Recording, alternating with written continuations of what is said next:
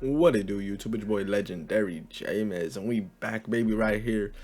Brand new episode of the Toronto Raptors, my NBA rebuild here on NBA 2K22. And today we're getting into our first offseason with this team. And man, here a quick look at the retirements. We're hopping right into it. But you know, I've been absent the last few days. I was in Vegas. My bad. My fault. I was out at a festival. But you know, we back on the grind. More Raptors, more college football. Hopefully some more rebuilds coming soon. So hit that sub button for more. Hit that like button on this video because we got a nice little banger for y'all. Season 2 about to be pretty solid for us, I do believe, as I do like some of the moves we made. But let's get into it, man.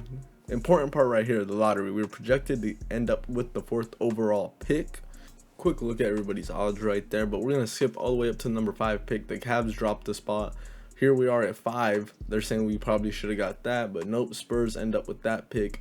Is the Pistons jumped up in the draft, I think from number 12, if I do remember correctly, and it catapults them all the way up to right here at the number 4 pick. The Nuggets supposed to be there. Nope, it is Detroit. So now only 3 teams left, and those teams are us, the Raptors, Denver Nuggets, and OKC Thunder.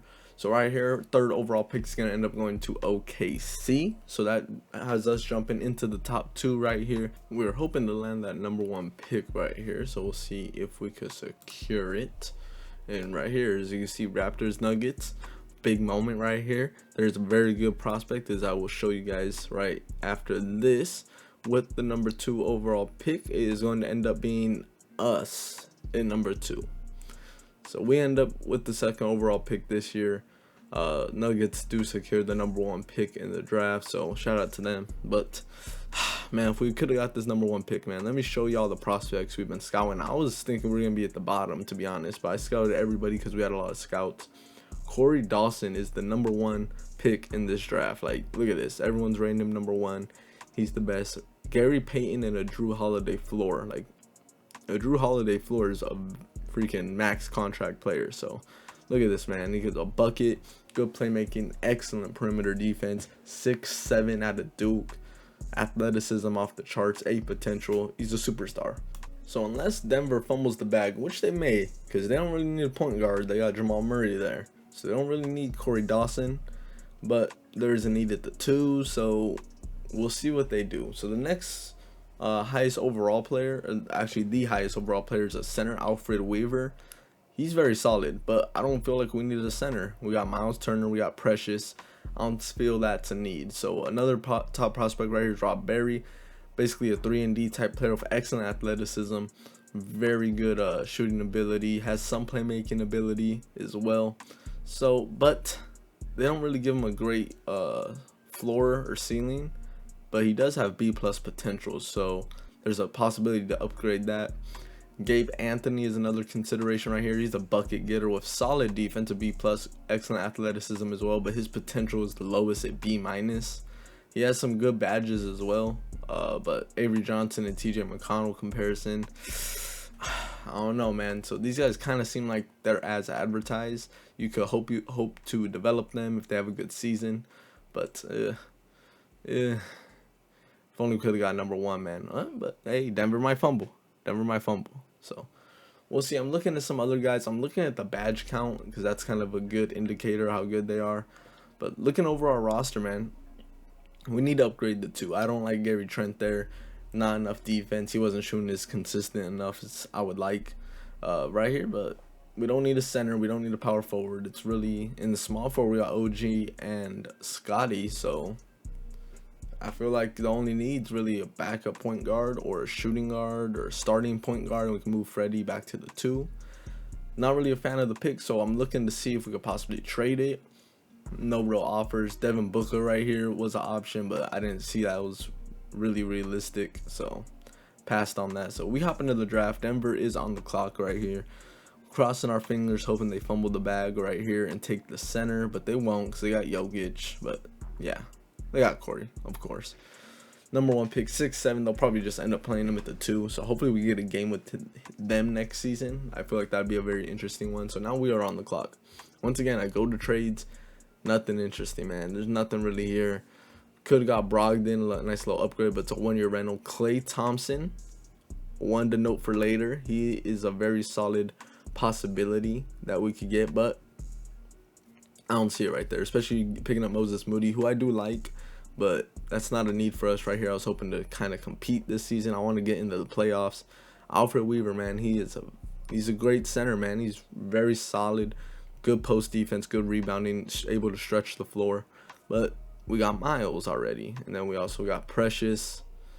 Right here, Urban Anderson has a pretty good comp of Hershey Hawkins with a floor of Seth Curry, so that's pretty solid. But with number 2 pick, man, I want something a little better. Gabe Anthony, Rob Berry, those are probably the 2 I'm looking at the most. I'm trying to see if I missed anybody. There's nothing really here. Stanley Barber, straight clam god, but we could get that out of Rob Rob Berry. So it's Gabe or Rob, because I don't think we need the center.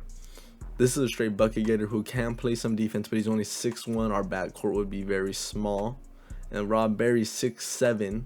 Not as much playmaking, but he could play defense very well. Has good shooting ability as well. Gabe has some better offensive badges. Rob got the playmaking and a couple defensive. I took forever to making this pick. I probably spent like 10 minutes just looking back at both of these guys, because there was no trade offer, so I kind of got to pick somebody.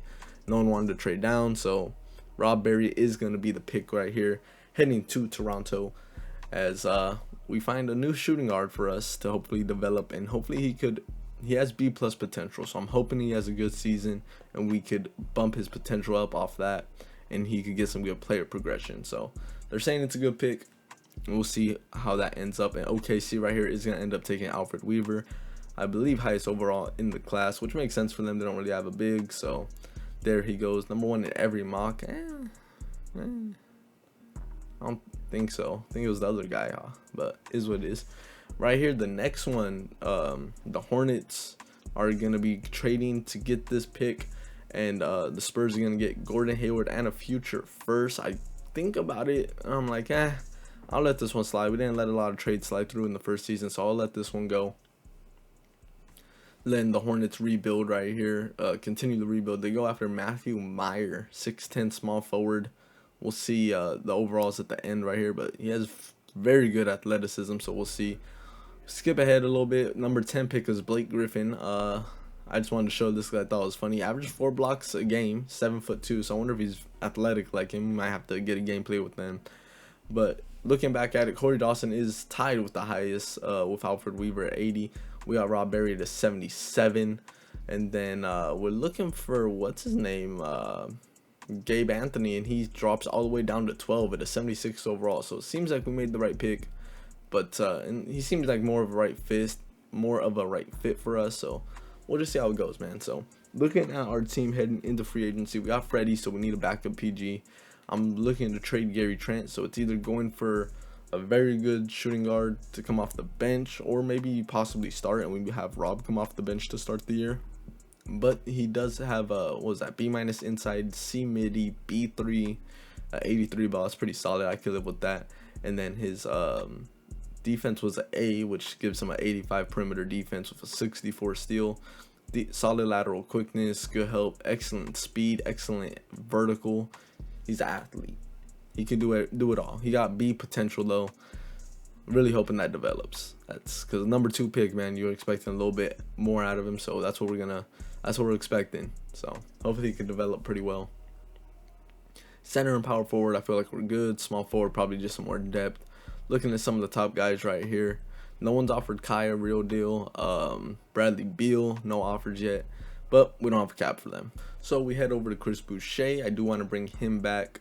He wasn't too expensive, and I liked how he played in the game. So very solid play right there. I look for a backup point guard right here. These are the only affordable options we have. Ricky Rubio would be pretty good for the playmaking.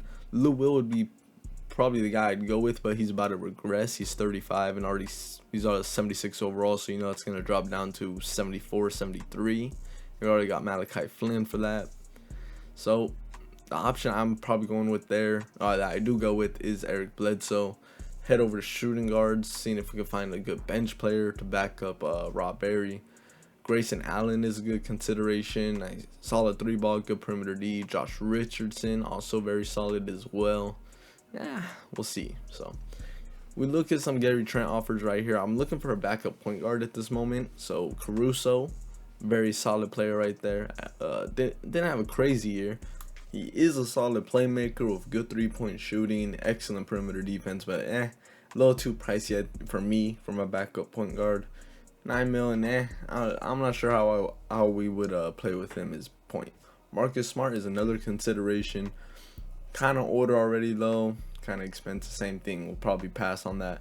Duncan Robinson, I don't know about that. Buddy Hield is a possibility as well. Will Barton, a little old. Nothing really crazy here for him as we look through these offers, unfortunately. So we are going to wait and possibly address it later. So here we are in free agency. We do sign Boucher, Eric Bledsoe, and we bring in Jeremy Lamb as well to run backup shooting guard, small forward minutes on a a mid-level exception. So those are our little additions right there. Here's a recap of the league. Everybody basically stays, man. So that's pretty cool to see for once. Literally everyone on here has stayed. Valanciunas stays with the Pels. Wendell stays, but Nurk is the first big name to move. He's going to Orlando to go play with Wendell, I guess. Thad Young stays with the Spurs. We keep Boucher, and then we get a little lower. Now a little bit of mix-ups here and there, but nothing major. So not my favorite part, player progression. Freddie's up to an 85. Siakam does not progress, and OG does not progress like I was expecting. He still goes up, but I was expecting an overall jump of at least 2, but looks like 2K don't give it to us on this one. And then Scotty Barnes does go up +3, but his potential isn't this high, as we did start this my NBA at the beginning of the year, so they're kind of disrespecting him a little bit. So hopefully he can still continue to progress. I'm hopeful on that. So rest of everybody else, PJ Dozier doesn't progress at all. Kind of disappointed in that, but it is what it is. I go back into the search, I throw a first round pick in with it, and we get this offer right here from Monte Morris and Will Barton. So we get a solid point guard and a nice little backup guard in Will Barton. There's also this one where you just exchange first round picks for Buddy Hield. But I come back to this one with Gary Trent. This one we only got to give up Gary Trent, Malachi Flynn, and a second round pick. We pick up Monte Morris, who's on a 2-year deal. And then we get Will Barton on an expensive, but it's only a 1-year deal. And Monte Morris, very solid backup point guard in my opinion. I think he's the perfect guard to run the backup minutes for us. And you get Will Barton, basically his insurance. And if you don't remember, Dawson just got drafted there, so there is no need for Monte Morris. They don't really have a 2 guard, so it makes pretty good sense. I'm going to end up doing this deal right here. This is the one that we're going to make. So we're going to pick up Monte Morris.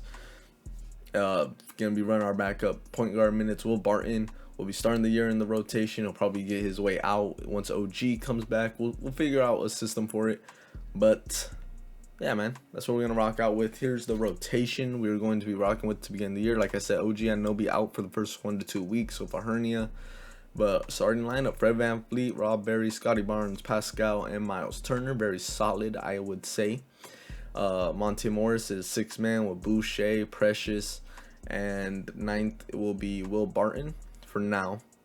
Eventually, Scotty Barnes will move down to a 6, and we'll have OG in there. Preseason power ranking has us listed at number 10 right now. Let me know what you guys think of that down below. Our offseason moves as well, how you think we will do. If you enjoyed the video, hit that like button, hit that subscribe button. I'll catch y'all next time. Peace.